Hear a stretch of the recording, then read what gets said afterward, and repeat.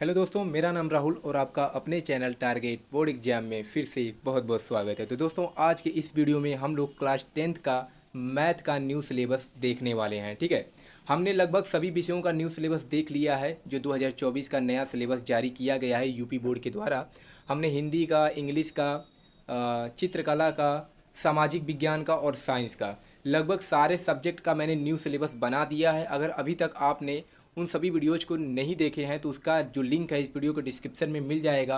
इस वीडियो के बाद आप उन सभी वीडियोज़ को भी देख लीजिएगा और अपने किताब में टिक लगा लीजिएगा। और आप लोगों का एक सब्जेक्ट और बचा हुआ है जो कि संस्कृत है। देखिए, मैथ भी मैं 2 दिन के बाद बना रहा हूँ मैथ का सिलेबस। इसका कारण यह है कि जो सिलेबस है अभी मैथ का डाउनलोड करने का ऑप्शन नहीं आया था। यह आज ही डाउनलोड करने का लिंक एक्टिवेट हुआ है, जहां से मैं इसको ओपन किया हूं और आज वीडियो बना रहा हूं। उसी प्रकार अभी संस्कृत का भी नहीं आया। जैसे ही लिंक उसका भी एक्टिवेट हो जाएगा मैं उसका भी सिलेबस बता दूंगा कि आखिर आपको संस्कृत में क्या क्या पढ़ना है।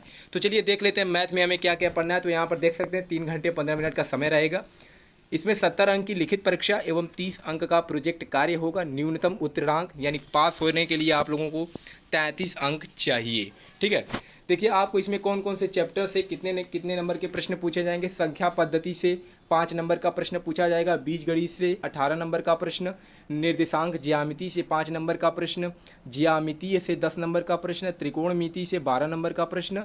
मेंसुरेशन से 10 नंबर का प्रश्न और सांख्यिकी तथा प्रायिकता को मिलाकर 10 नंबर के प्रश्न पूछे जाएंगे। ठीक है, अब यहाँ पर देख सकते हैं पहला हमारा चैप्टर है संख्या पद्धति। ठीक है, इसमें आपसे क्या क्या पूछा जाएगा तो आप लोगों से यहाँ पर वास्तविक संख्याएं, अंक गणित का आधारभूत प्रमेय जैसे √3, √5, √3, अपरिमेय संख्याओं का सत्यापन, तो इन पर ही इनसे ही रिलेटेड क्वेश्चंस पूछे जाएंगे। 5 नंबर का प्रश्न पूछा जाएगा। ठीक है, अगला चैप्टर है बीज गणित। बीज गणित में यहाँ पर देख सकते हैं 2 से 3 चैप्टर्स आते हैं आपके किताब में। पहला बहुपद है, दूसरा 2 चर वाले रैखिक समीकरण युग्म है। ठीक है, तो यहाँ पर और एक है द्विघात समीकरण तथा समांतर श्रेणी। इन सभी चारों चैप्टर्स को मिलाकर 18 नंबर के प्रश्न पूछे जाएंगे। अब इसमें आप लोगों को क्या क्या पढ़ना है वह इसमें दिया गया है। बहुपद में आपको बहुपद के शून्यांक पढ़ने हैं। द्विघात बहुपदों के गुणांकों और शून्यांकों के मध्य संबंध पढ़ना है। इसी प्रकार 2 चर वाले रैखिक समीकरण युग्म में आपको रैखिक समीकरण युग्म को हल करने की बीजगणितीय विधि पढ़नी है, जिसमें आपको प्रतिस्थापन विधि और विलोपन विधि के बारे में पढ़ना है। और यहाँ पर देख सकते हैं द्विघात समीकरण में क्या क्या पढ़ना है। उसी प्रकार समांतर श्रेणी भी यहाँ पर दिया गया है, इसमें आपको क्या क्या पढ़ना है। तो इन चारों चैप्टर्स को मिलाकर 18 नंबर का प्रश्न पूछा जाएगा। अब आता है इकाई 3 निर्देशांक ज्यामिति। यहाँ से भी 5 नंबर का प्रश्न पूछा जाएगा। ठीक है, यहाँ पर देख सकते हैं आपको क्या क्या पढ़ना है। फिर आता है इकाई 4 ज्यामिति जो है, जिसमें आपसे त्रिभुज से चैप्टर्स पूछे जाएंगे। 10 नंबर का यहाँ से प्रश्न होगा। और इसमें भी देख सकते हैं त्रिभुज में आखिर कहाँ कहाँ से कैसे प्रश्न पूछे जा सकते हैं। फिर उसी में अगला चैप्टर है वृत्त।